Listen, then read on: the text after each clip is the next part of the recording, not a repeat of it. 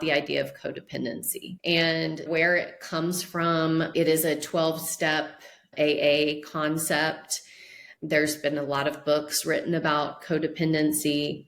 There's very little evidence that codependency actually exists. And this is why it's not included as a diagnosis in the DSM. I think that it's based on the idea that the people in the relationship with addicts kind of act as enablers.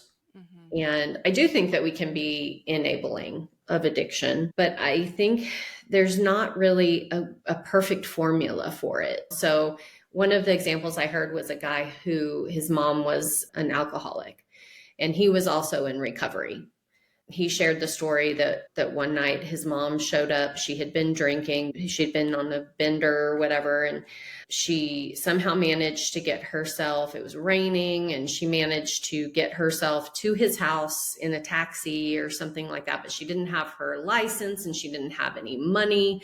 And he called his sponsor and said, "What do you think I should do? Like, my mom's here. She has nothing." And he said, "I think you should not let her in."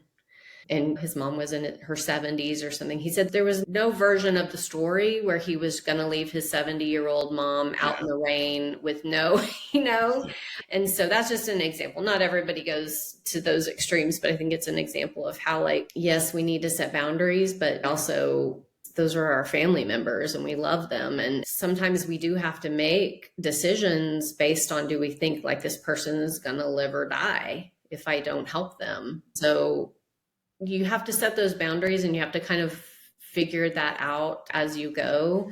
I myself had a child who struggled with addiction and it's not easy. I can tell you it's not easy.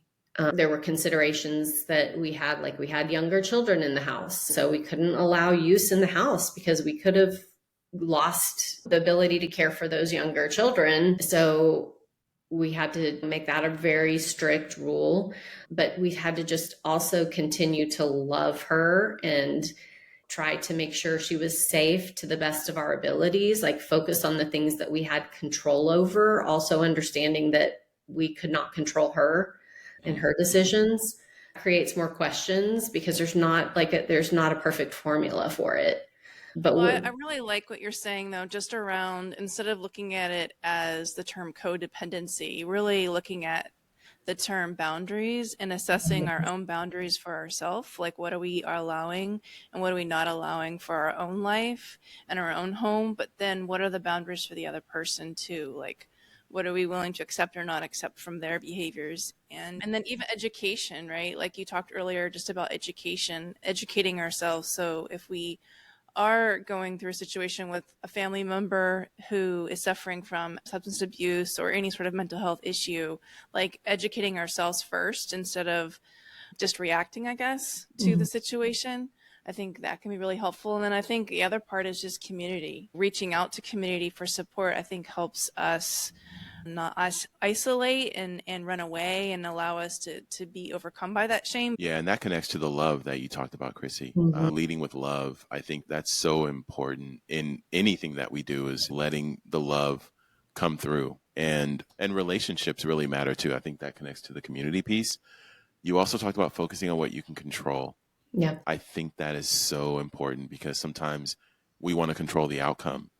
Unfortunately, it's not within our control. So having trust in God and that He's got it, and having faith, I think, is also a very, very important component of what we're talking about, and doing what we believe He's telling us to do in those situations. And to your point, there's no blueprint for that. There really isn't, which makes it difficult. I will add into that some common behaviors that we see with people that are in active addiction.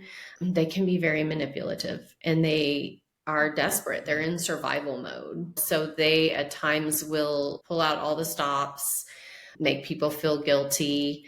I think standing firm and understanding that, like, that's the addiction talking, and that you can't take that personally, because I think that they're really good at sometimes emotionally manipulating people. And you just have to remember that it's not about you as the family member, you know? Right.